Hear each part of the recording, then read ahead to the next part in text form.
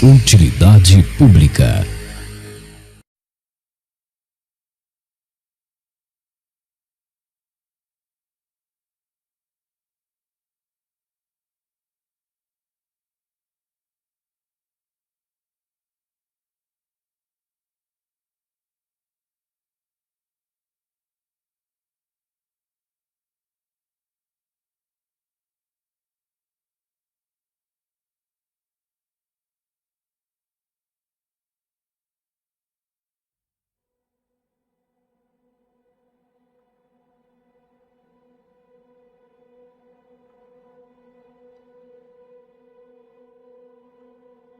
Quando se trata do surgimento da vida na Terra e possivelmente em outros corpos celestes pelo universo, mais cedo ou mais tarde, a menos que você acredite em teorias da conspiração ufológicas, o tema já bastante explorado do paradoxo de Fermi e suas diversas soluções virá à tona.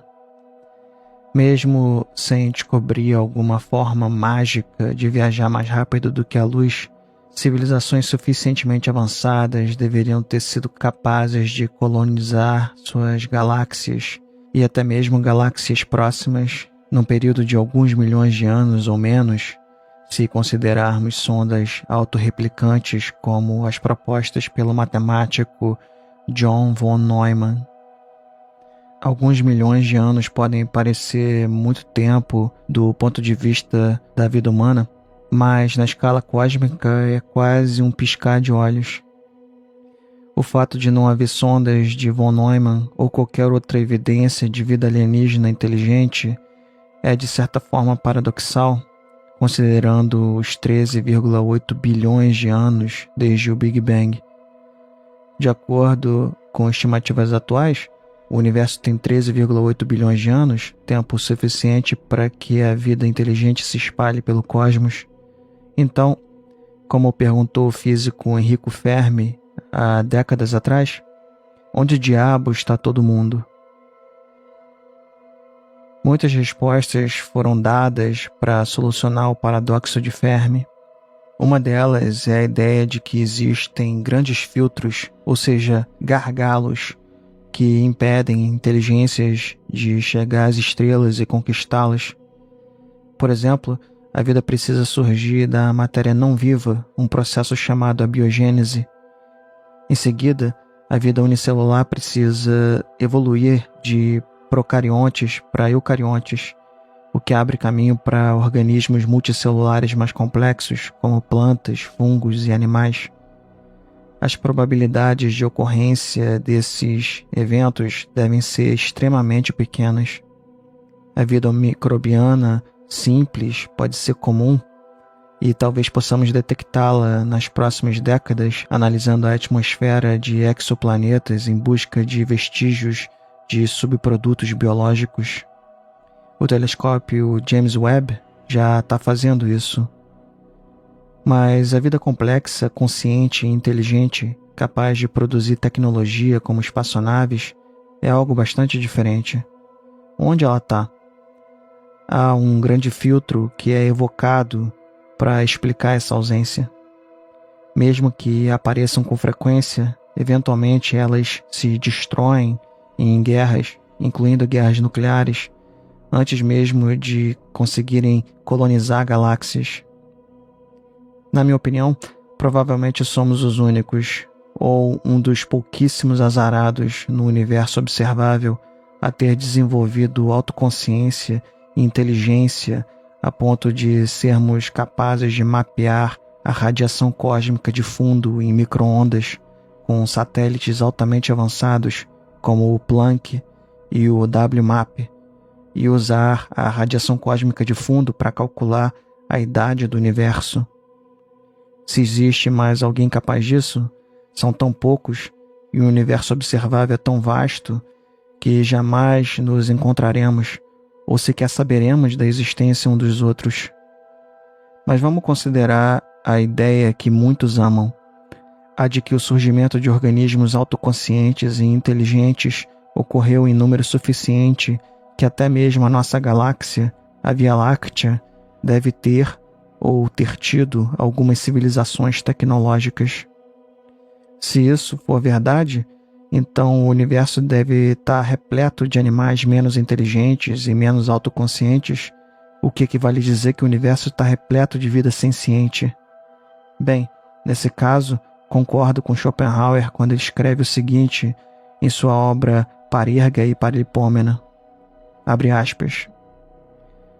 Nós enlouqueceríamos se contemplássemos os arranjos luxuosos e excessivos, as incontáveis estrelas fixas e flamejantes no espaço infinito que nada tem a fazer senão iluminar mundos que são cenários de miséria e de isolação e, no melhor dos casos, são entediantes, pelo menos a julgar pelo exemplo com o qual estamos familiarizados.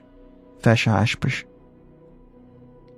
Embora escrito várias décadas antes do nascimento de Lovecraft, esse é um sentimento que ecoa o cosmicismo da literatura Lovecraftiana. A ideia aqui é simples. Alguém poderia enlouquecer contemplando a quantidade de dor e sofrimento que incontáveis sóis iluminam num cosmos infinito ou quase infinito. É quase como ver um filho da puta gigante com cara de polvo, coisa de pesadelo, eu acho. Brincadeiras à parte, é um pensamento horrível. Agora adicione vida inteligente, autoconsciente e senciente à mistura, e a quantidade de horrores e miséria se multiplica ainda mais. E agora surge outro aspecto que acredito está totalmente relacionado a uma possível solução para o paradoxo de Fermi, que eu apoio, ou apoiaria se acreditasse na premissa de que o surgimento de vida autoconsciente e inteligente foi um evento que ocorreu centenas ou milhares de vezes no universo observável, o que não acredito. O aspecto ao qual me refiro é que qualquer espécie suficientemente inteligente que investigue o universo bastante usando o método científico chegará à constatação da futilidade. Ao chegarem a essa conclusão, essas espécies se excluiriam do jogo de colonizar o espaço ou ser produtivas, porque perceberiam que não há nada nisso. Considerando tudo o que descobrimos até agora, o universo provavelmente terminará em morte térmica, mas a capacidade de sustentar a vida se extinguirá trilhões de anos antes que a morte térmica final ocorra.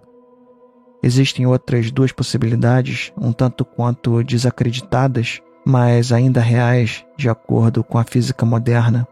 O Big Crunch, no qual o universo entrará em colapso sobre si mesmo devido à gravidade vencer todas as outras forças, e o Big Rip, que é uma expansão descontrolada do tecido do espaço-tempo que despedaçará até mesmo partículas subatômicas, deixando nada em seu rastro. Mas, dadas as estimativas atuais da geometria do universo, parece que ele continuará se expandindo a uma taxa na qual as coisas não serão despedaçadas. Em vez disso, elas simplesmente se distanciarão a ponto de não haver mais produção de calor e, portanto, nenhum trabalho, no sentido termodinâmico, será possível. Será a vitória final da entropia. Mas, em todo caso, o universo provavelmente terá um fim, independentemente de como isso aconteça. Qualquer civilização avançada que saiba disso, sabe que teria que se tornar como um deus onipotente para mudar qualquer um desses resultados, que são os únicos possíveis para o nosso universo, dado o nosso entendimento atual da física, que é absurdamente preciso, independentemente de quantas pessoas que não têm a menor ideia de como a ciência contemporânea funciona possam reclamar e dizer que tudo é invenção. A menos que ocorra alguma descoberta verdadeiramente milagrosa que mude o campo da astrofísica a ponto de tornar tudo o que sabemos agora obsoleto, o universo terminará numa morte térmica, num Big Rip ou num Big Crunch. Portanto, alienígenas inteligentes e tecnologicamente avançados entenderiam que tudo é uma grande bosta. Eles, então, abraçariam a loucura das mitologias religiosas, ou os prazeres da vida, ou a extinção, ou provavelmente as três coisas, já que veriam a futilidade de toda existência quando observada de um ponto de vista empírico e factual. Como escreveu o saudoso e renomado físico Steven Weinberg em seu livro Os 3 Primeiros Minutos, abre aspas, quanto mais o universo parece compreensível, mais ele parece sem sentido. Fecha aspas. O pior é que, mesmo no caso do universo não acabar, como nos modelos de estado estacionário, e mesmo que o universo se recicle em novos universos numa cadeia infinita, o fato é que Steven Weinberg estava certo. Nada tem sentido. O fato de que o universo vai acabar deveria nos fazer sentir bem, e torçamos que nada venha depois. Só que o universo nem precisa morrer para que a futilidade continue sendo verdade. Mas vamos supor que o universo vai morrer, já que essa é a posição acadêmica e não a posição jeca e fanática religiosa, mesmo que, de alguma forma, outro universo possa nascer depois. Nos livros de ficção científica cômica, O Guia dos Mochileiros das Galáxias, Douglas Adams escreve sobre uma antiga civilização alienígena avançada que criou o supercomputador Pensador Profundo para responder à pergunta fundamental sobre a vida, o universo e tudo mais. Basicamente, eles estavam perguntando qual era o significado último de toda a existência. Então, depois de computar por 7,5 milhões de anos, o Pensador Profundo respondeu, de forma memorável, que a resposta é 42. No entanto, essa foi uma resposta sem sentido e o Pensador Profundo programou outro supercomputador, o planeta Terra, que executaria um programa de 10 milhões de anos para realmente responder à pergunta fundamental sobre a existência. Mas 5 minutos antes de a resposta ser finalmente alcançada, a Terra foi destruída pelos Vogons, uma raça de alienígenas burocráticos, para dar lugar a uma rodovia intergaláctica ou algo do tipo. No segundo livro da série, O Restaurante no Fim do Universo, a visão de que o universo e, portanto, a existência como um todo é sem sentido é claramente declarada pelo personagem Max Quadlepin, o dono do restaurante, que existe numa bolha temporal onde os clientes podem assistir ao fim do universo repetidamente. Citando o personagem, abre aspas, é maravilhoso ver tantos de vocês aqui esta noite, não é? Sim, absolutamente maravilhoso. Porque eu sei que muitos de vocês vêm aqui repetidas vezes, o que eu acho realmente incrível, para assistir a este fim de tudo e depois voltar para suas próprias épocas e criar famílias, lutar por sociedades novas e melhores, travar guerras terríveis por aquilo que vocês sabem ser certo. Isso realmente nos dá esperança para o futuro de toda a vida. Exceto, é claro, pelo fato de sabermos que ela não tem futuro. Fecha aspas. Esse sentimento, embora cômico e despreocupado nos livros, e até certo ponto eficaz como um mecanismo de defesa no nosso dia a dia, torna-se mais sinistro quando nos importamos de fato com a miséria real, crua e pura, pela qual certas formas de vida passam simplesmente por terem sido colocadas no mundo.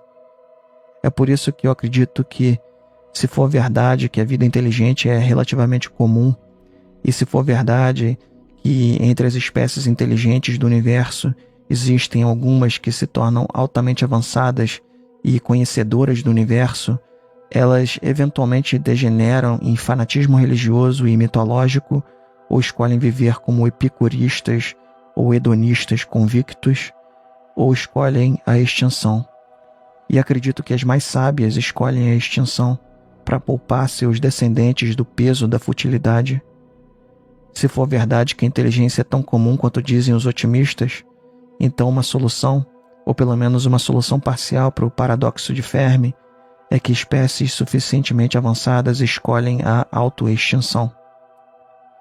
Quem desejaria o pesadelo de possuir um conhecimento profundo? Quem desejaria o conhecimento da futilidade da vida, do universo e de tudo mais, independentemente do fim do universo ser verdade ou não? Quem desejaria essa merda, senão aqueles que se iludem com mitos, deuses ou prazeres e, portanto, não são exatamente propensos a ter conhecimento suficiente para conquistar as estrelas com o uso da tecnologia avançada. Não é como se os monges escolásticos da Idade Média fossem capazes de construir o foguete Saturno V. Apesar de toda a pompa que recebem, eles não eram tão brilhantes. E embora os epicuristas da antiguidade pudessem eventualmente descobrir máquinas a vapor e outras inovações, eles nunca aplicariam seu intelecto de forma neurótica para desvendar todos os mistérios do universo, nem descobririam maneiras artificiais de alcançar Próxima Centauri, a estrela mais próxima do nosso Sol. Não, com inteligência e conhecimento, a verdade sobre a futilidade da existência é inevitável e, em algum momento, será alcançada. E com esse conhecimento vem um cansaço, um peso que oprime o nosso espírito a ponto de nos fazer desistir. Essa é a solução para tudo quando refletimos o suficiente. Desistir. Essa é a resposta definitiva para a vida, o universo e tudo mais.